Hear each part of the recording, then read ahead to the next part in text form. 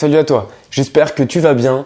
Moi ça va, je suis en pleine forme et aujourd'hui j'aimerais t'expliquer ce que c'est que la loi d'attraction, quelles sont ses origines et de quoi elle est faite. En premier, sache que la loi d'attraction c'est une loi universelle, c'est-à-dire qu'elle s'applique à tout le monde et tout le temps, qu'importe où on est sur Terre, qu'importe le lieu, qu'importe l'époque, qu'importe l'heure, on y est soumis, un petit peu comme la gravité. Et cette loi, qui est une loi qui a été observée, qui a toujours été là, ce n'est pas une loi inventée par l'homme, elle dit que nous attirons en nous tout ce que nous pensons, que ce soit en positif ou en négatif. Bon, ce ne sont pas en vrai que les pensées, parce qu'il y a certaines personnes qui s'arrêtent seulement là-dessus, ce sont en fait tout notre état vibratoire, énergétique, notre qualité d'être, tout ce qu'on dégage, même nos actions, nos pensées, bref, tout. Donc nous attirons à nous tout ce que nous pensons, que ce soit en positif ou en négatif. Mais du coup, ça pose un petit problème. Parce que si nous sommes négatifs, nous sommes souvent dans la plainte, alors nous allons attirer des choses négatives à nous dans notre vie, ce qui pose problème. C'est pour ça que si nous voulons que la loi d'attraction soit avec nous et de notre côté, il va falloir faire des actions positives dans notre vie. Donc c'est pour ça que, sachant que tout le monde y est soumis, si on veut que la loi d'attraction soit de notre côté, il va falloir essayer d'être positif. Si nous commençons à mettre des actions positives en place, nous allons attirer à nous dans le futur des choses positives. Si nous sommes dans la plainte, nous allons attirer des choses négatives. On en dégage 3 types de choses.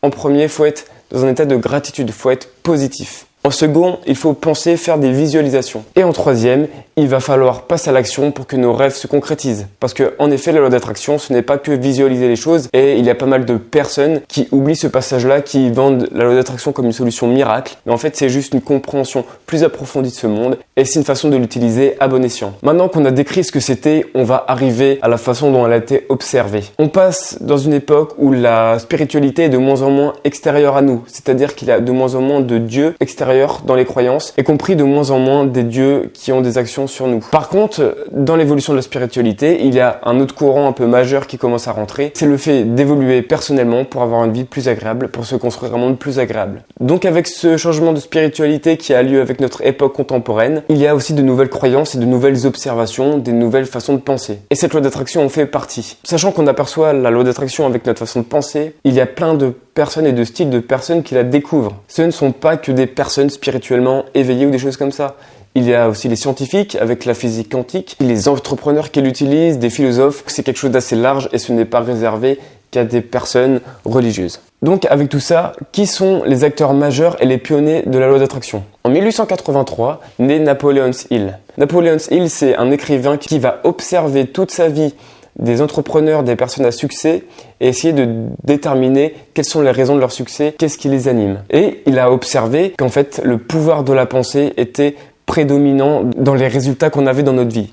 Plus je pensais à un objectif, plus j'avais de chances de l'atteindre. Et donc du coup, il l'a mis à jour dans son livre « Réfléchissez et devenez riche ». Ce style de pensée commence à se répandre, à s'enseigner. En 1934, naît une personne qui s'appelle Bob Proctor. Lui, au début, il était laveur de sol, puis il a fait son entreprise qui a bien marché. Puis ensuite, il est devenu conférencier majeur de la loi d'attraction et lui-même a eu les enseignements de Napoleon Hill. Donc cette personne-là va commencer à répandre dans des conférences la loi d'attraction. Ce ne va pas être le seul. À ce moment-là, il va y avoir certaines personnes qui découlent de ce style de pensée, qui vont commencer à l'enseigner. Et petit à petit, les grands entrepreneurs, les personnes à succès, les grands coachs, les grands sportifs vont commencer à l'utiliser. Ça va se répandre. Mais c'est encore réservé à certaines personnes, à une certaine forme d'élite. Et il va falloir attendre 2006 pour qu'elle soit popularisée et qu'il soit facile d'y avoir accès, même si on entend facilement parler. En 2006, une personne qui s'appelle Rhonda Byrne arrive avec un documentaire qui s'appelle Le Secret, qui interviewe des personnes qui utilisent la loi d'attraction et qui ont eu des résultats dans leur vie et qui explique un petit peu ce processus. Ce documentaire va être un documentaire à succès, ça va très bien marcher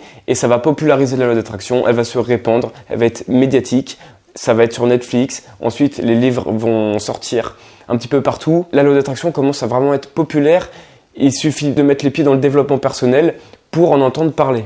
Voilà un petit peu comment ça s'est fait, il y a ces 3 acteurs. Mais j'aimerais souligner le fait que c'est pas une loi qui a été créée par l'homme, mais qui a toujours été observée, qui est un phénomène naturel et observable.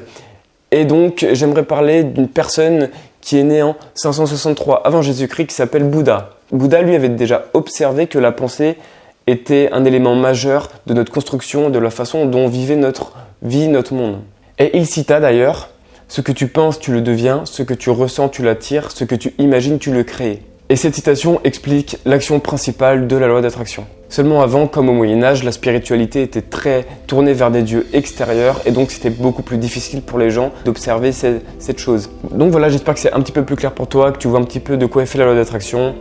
Si ça t'a plu, like et abonne-toi. On se retrouve la prochaine fois sur une nouvelle vidéo. Ciao!